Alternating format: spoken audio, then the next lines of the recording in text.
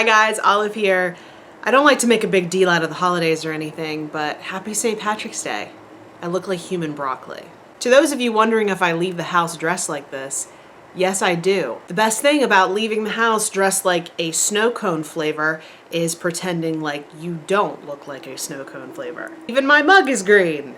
Not obnoxious at all. Now that I am caffeinating, I thought I would tell you about the books that I'm going to read for the rest of March. I did a vlog about my week-long vacation in Mexico.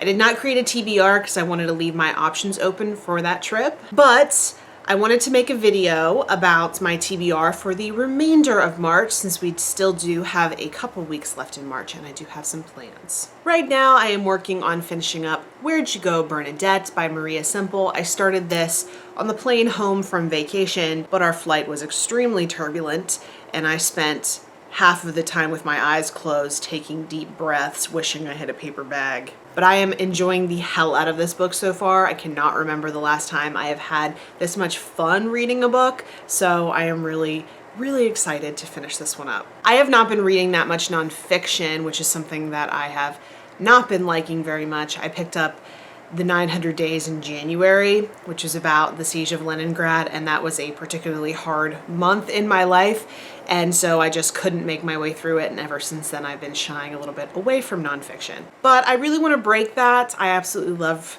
reading and listening to nonfiction, so right now on audio I'm listening to Guns, Germs, and Steel, The Fates of Human Societies by Jared Diamond. I'm really happy I have a physical copy of this so I can be referencing it as I go along.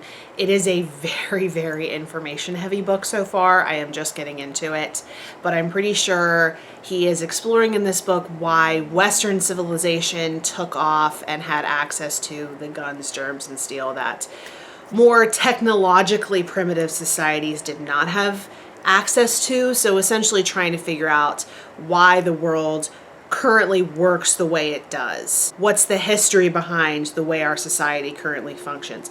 What's the history behind the power balances between cultures, civilizations in the world today? I studied a lot of international history. I studied a lot of international politics, international relations in school, and so this is absolutely fascinating. One really cool coincidence that I stumbled into was that Jared Diamond did a lot of anthropological research in New Guinea. He spent a lot of his time in New Guinea. And just last month, I read Euphoria by Lily King, which was a book about anthropologists in New Guinea. I really like when books overlap, specifically fiction and nonfiction. I'm hoping to do a recommendations video about some really good fiction and nonfiction matchups in the future, but this would have been an amazing one to read with Euphoria.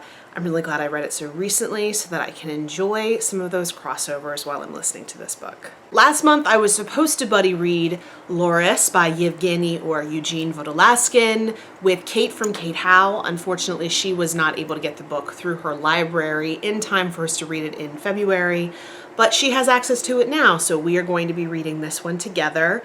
This is about a doctor or healer in 15th century Russia. There is a pestilence spreading across Europe, and he sets out across Europe to face it. I think it's going to be a great read. I am still obsessed with this cover, and this will be my first buddy read with Kate. I am really looking forward to it. I will be doing another buddy read with a viewer/friend named Jeremy, and we'll be reading The Shadow of the Winds by Carlos Ruiz Zafón. This one is so well loved on BookTube. I've heard so many people refer to this one as one of their favorite books of all time, so of course I am very excited about it. And the last book that is formally on my TBR for this month is, of course, Harry Potter and the Prisoner of Azkaban.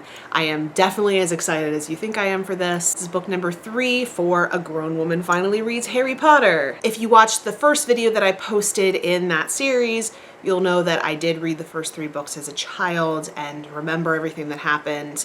This one was hands down my favorite.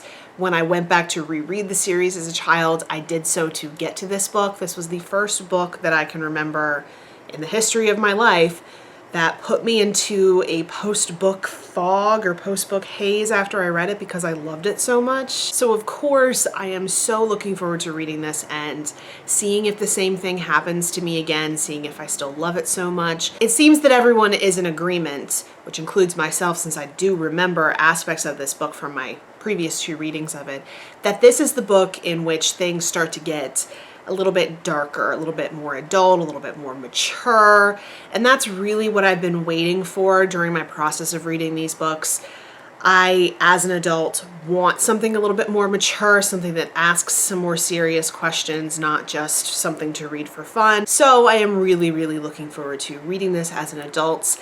And of course, we'll share my impressions with you in the next video in the A Grown Woman Finally Reads Harry Potter series. So those are all the books I'm planning on reading for the remainder of March. If by some miracle I finish all of those and have time for something else, I'm just gonna kind of see what I'm in the mood for. It's one of those kind of months. If you've read any of these books, if you're interested in reading any of these books, please leave me a comment down below so we can chat about it. All social media links are down below if you'd like to find me elsewhere.